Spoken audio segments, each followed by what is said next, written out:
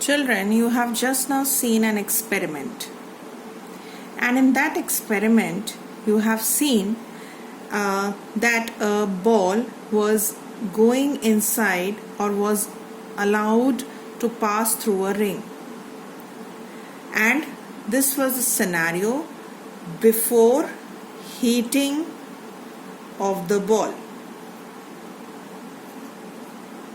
Okay, now when the ball was being heated, you must have observed that the heated ball, after taking to a sufficient amount of temperature and then again attempted to pass through the same ring, the ball was no more passing through it, and this is shown in the second figure. That means this is the situation after heating of the ball. This is the first observation. Now, if you cool the ball after dipping it in cold water, then what will you find? You will find that the ball has again gone inside the ring. So why was the ring obstructing the ball when it was heated? It is explained, or it can be explained, with the help of a concept known as thermal expansion. So now we will study the definition of thermal expansion. Thermal means heat, and expansion is related to the increase in the volume or area or length of any substance. So if I want to write the definition of thermal expansion, it would be that it is an increase in the size of a substance on heating. So this is the definition. It is defined as the increase in the size, which may be length or area or volume of a substance on heating. So when you heat a substance, the size increases. So what will happen when you cool a substance? The size will decrease. That means the body will contract. So that is the concept of thermal expansion. But the question still remains the same, that why thermal expansion take place? That means when the ball was heated, it was getting bigger in size and it was expanding. Hence we can say the diameter of the ball was increasing, and hence it was unable to pass through the ring again. So let's see the kinetic theory or the kinetic model of matter, which explains us why thermal expansion takes place. So this is a picture or a diagram of a solid substance. I'll begin with a solid substance and then we will move on to liquids and gases later on. So according to the kinetic model of matter, the particles of this substance are tightly packed, and since I have taken solids, and you know very well that in solids particles are really very tightly packed, but they vibrate about their mean position. It is not that they are static. Each particle vibrate about their mean position, that means in a to and fro direction. That means if this is a particle, it will vibrate about its mean position in this manner, and the process will continue. But this particle will never leave its place. It will remain over here and keep on vibrating. This happens at room temperature.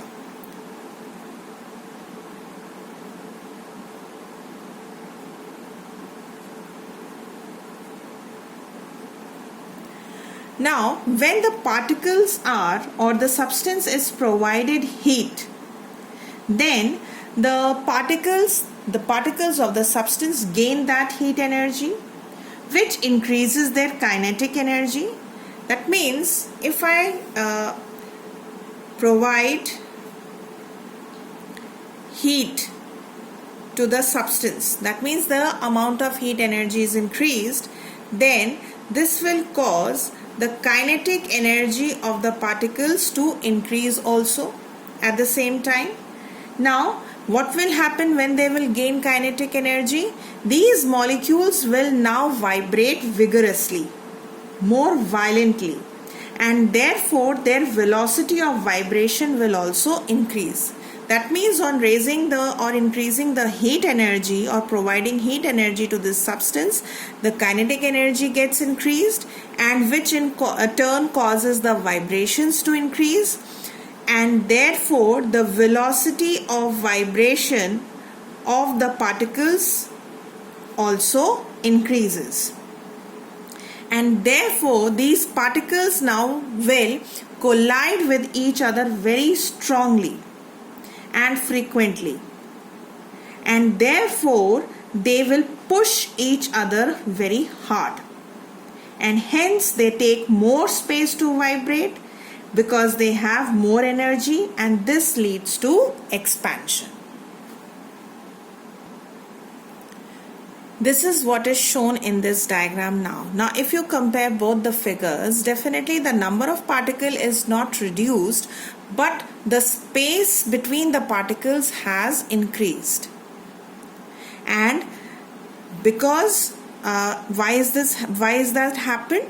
Because we have provided heat energy, which increase the kinetic energy, which causes the vibrations to be more vigorous and violent. This in turn resulted in the increase in the velocity of vibration of each and every particle. Therefore, they collided very frequently with each other.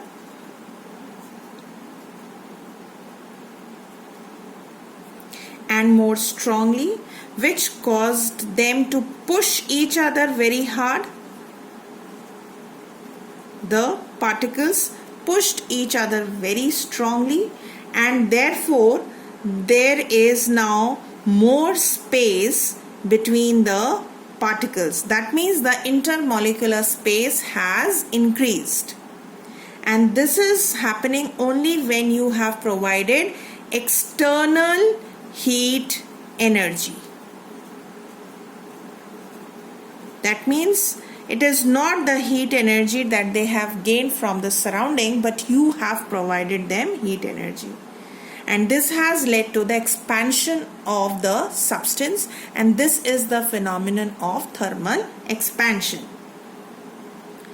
Now, if here I have taken a solid which has definite shape, it has fixed area and fixed length, fixed volume. So, when we heat a solid, it expands in every aspect, that is in all possible directions. Now there is a thin wire now I have whose length is much larger than its breadth or its thickness.